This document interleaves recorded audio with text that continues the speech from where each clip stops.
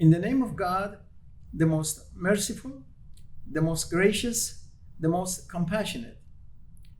I am Dr. Feridun Shawn Shahmoradin.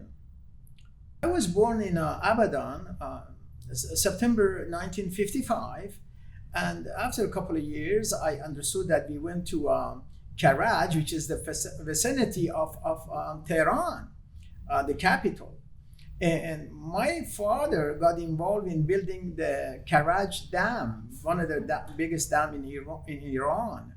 And then from there, about five or 6 years there, we went to Bushehr, the biggest harbor in Iran. And he got engaged with companies like Nedeco and Centop, and they made the biggest harbor in Bushehr, an international, export-import type of,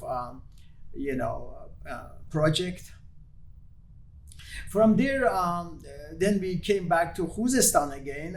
He got involved in making the biggest bridge in the Sful, which is the south of Iran. And for us to go all over Persia, that kind of acquainted me the concept that I did not like to sit still. I kind of was infused with seeing the whole world. I was very interested in a sport from the very beginning. I did a little bit of wrestling, weightlifting, and a bit of soccer. At 17 years old, I went to Tehran and passed an English test. I believe it's called TOEFL or something as such. I made a high grade, and then it was a school there. It was a firm and an organization named Atif's School of English, and they applied for me, accepted from England. After spending a couple of months in Tehran, then I took off to England and to London basically, and a couple of people came to pick me up. They took me to Birchington-on-Sea. They say it's the garden of England because of beautiful images and serenity of different kind of trees, flowers, and so on. It was wonderful. It really was an interesting place. So I spent room and board at Birchington-on-Sea with Mr. and Mrs. Campbell's School. About 100, perhaps 30 to 140 other people were studying room and board from Holland, from Italy, from France, Spain, even Saudi Arabia, all sorts of people. I still remember a couple of names, Didier and Frederick and Mohammed, and they were my friends. And I stayed there about 9 months, and then I traveled to Canterbury. I went to Canterbury. I spent time in Canterbury. Canterbury and Dove are colonies of England. A very beautiful place. And from then I went to Hastings. I spent a couple of months there, and from Hastings I visited Haworth's. It's a city called Haworth's. It was a beautiful place. And then eventually I went to Crawley. At Crawley, I registered at Crawley College. I attended Crawley College about 2 years, and got a couple of A-levels, pure and applied. Pure means algebra, applied means mechanics. So took some of those courses and got a couple of A-levels. And then went to Brighton. In the meanwhile, I visited Sheffield, and I went to Manchester. Now these London, just for a couple of days every time I go. And then in the meanwhile, I started I was in love with martial art, not because I'm a violent person, I was extremely peaceful, but it kind of impacted me in an exciting way. And I started with Stephen Arnell, a 7-degree black belt, at the Kyokushin Karate Masoyama, is a Japanese style. I believe I got my red belt or brown belt there after about a year and a half. I don't remember exactly. It was a long time ago. And then I went after staying in England for about 3 years, maybe a little bit more. But then I went back to Turkey. I went back to Turkey, to Istanbul. Stayed there for a couple of weeks. Went back to Iran, and from there I took off to United States. I always was involved in and interested to go to United States. It was my dream. So hearing about freedom, human rights, and the liberty and the pursuit of happiness and all of that, I was reading about those things, and me liking people, I always say, okay, I want to go there. Maybe I'll be much more productive. So I went to Fresno State University at Fresno. I stayed there about 6 months,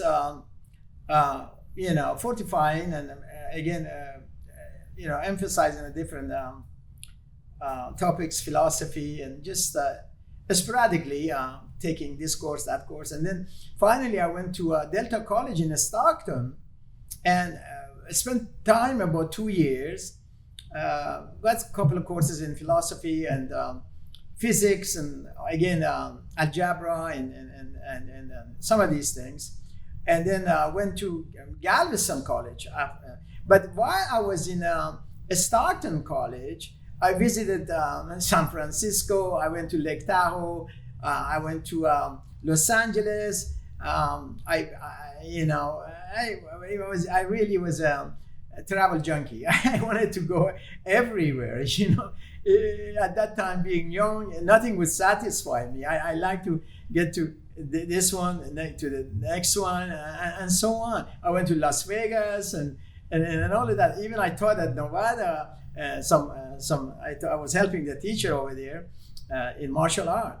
But anyway, and then I took off to Galveston. I was in Galveston College for about a year and a half. Then from Galveston, I went to Texas A&M University, and there I got my electronic engineering technology and all of that. But that didn't satisfy me. I went to Texas A&M. I got my master's degree in economics and also my minor in finance. Well, still I was, kind of thirsty for more education. I went to University of Texas at Dallas. There I got my MPA, is a Master of Public Administration, minor in psychology, and so on. Now, when I was, my life branched really to two main branches. Studying, formal academy, studying, and also martial art. In the meanwhile, I would take lessons at different places. I started with Tryon Raw in Long Point in Houston with Master Kim Soo. Yeah, I think it was a Grandmaster Kim Soo. Forgive me. And then I spent time, about 6 months with him. That doesn't really impress me. I was looking for something that would befit my thirst for martial arts, something that attracts me 100%. I looked around and constantly to find a place that 100% are acquainted with. Then I find Kim's Hapkido about 2 miles away, and I went and left Kim Soo. I went and I left Kim Soo, and I went to take classes with Myung-Yeon Kim. Myung-Yeon Kim studied Taekwondo and Hapkido. Well, I was there for about 4 years and a half, I would say, and I got my third degree in Hapkido and about first degree black belt in Taekwondo. And at the end of this, the founder of Hapkido, interestingly enough, which Myung-Yeon Kim was a student, visited Myung-Yeon Kim's school. And I found out, oh my God, this is Ji Han Jae, the founder of Hapkido, plus you know, Choi Sool, which was also the founder of Hapkido. Hapkido basically is driven from Aiki Jiu-Jitsu, a Japanese style, and Choi is supposed to be Japan, you know, and then when I returned, I started a new martial art named Hapkido. But Jihan J really completed it. Lots of kicks, many more joint lock, throws, pressure points, and so on. Meditations. He prominent to Sinmu Hapkido. But anyway, it was very, very, very interesting for me that I coincidentally faced Jihan J. I followed Jihan J to Grandmaster Jihan J to Monterey, California, and other places. To make a long story short, I spent about 8 years with him, and I got my 8th-degree black belt from 3rd to 8th degree in a matter of about 9 years.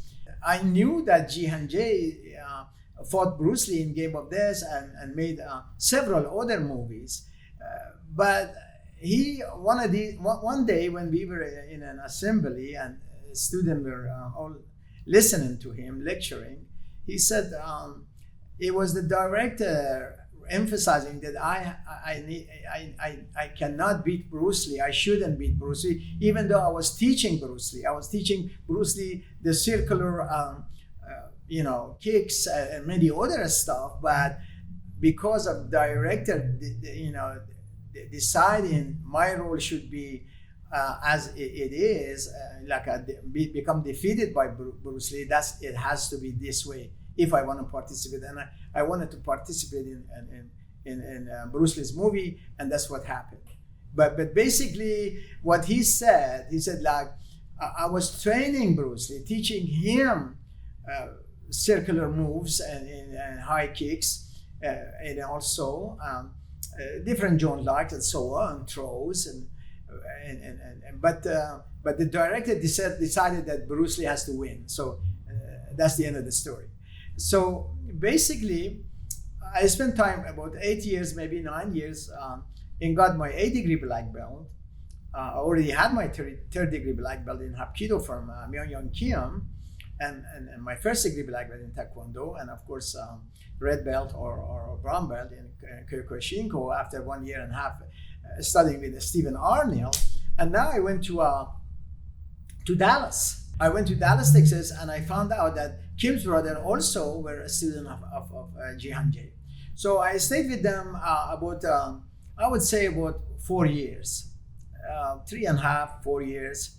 And at that point, they were under Hapkido Federation. I got my 9th-degree black belt, but in the meanwhile, I was attending Tamura's Judo and also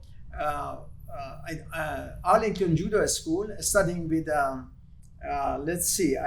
it was Ruben Martin, yes, Master Ruben Martin, a 6th-degree black belt that time, or 7th-degree black belt. I studied with him Judo, and I was teaching Hapkido at his school.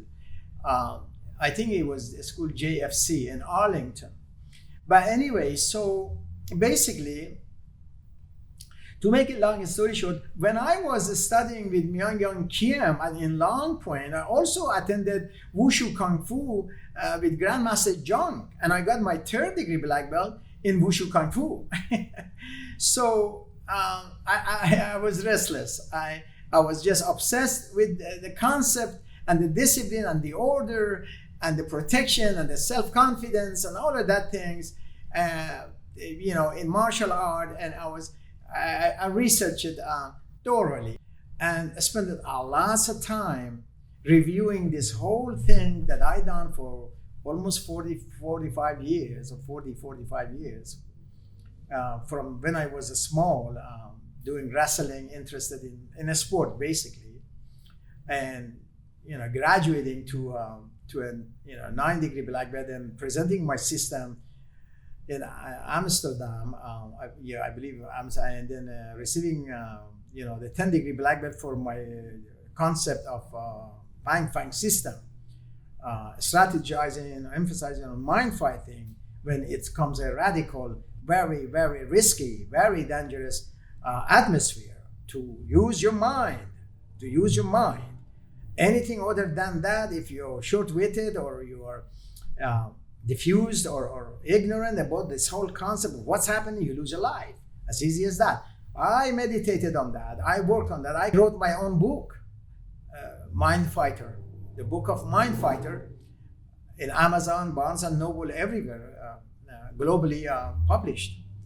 As I speak, I'm working on Advanced Mind, the second book. I've written about 17 books, about 15 of them already published, but only Mind Fighting is about martial art. The other one is about, God, sociology, about psychology, about economics, about social life, basically. I finally came to a decision that because of the crime-infested society, because of the high level of elevated danger in any encounter, kicking and punching is not going to suffice. It's not going to suffice. If the encounter gets heavy and you know what to do and where to hit, and you are engaged in a system like the Fang system, the invisible defender, instructing you, orchestrating you to what to do, you will be equipped to save your life and the life of your loved ones. It's not all about punching and mechanical. It's dynamic. This whole concept should be perceived as a dynamic procedure. It's not mechanical so much. It's not, but please don't get me wrong. Engaging, being active in any sport, soccer, volleyball, basketball, gymnastic, swimming, any type that gets you fit, it always helps. Diet, nutrition, good sleep, less stress, all of these things incorporate. They can help you. They can substantiate a well-thought being, a healthy being that can defend himself.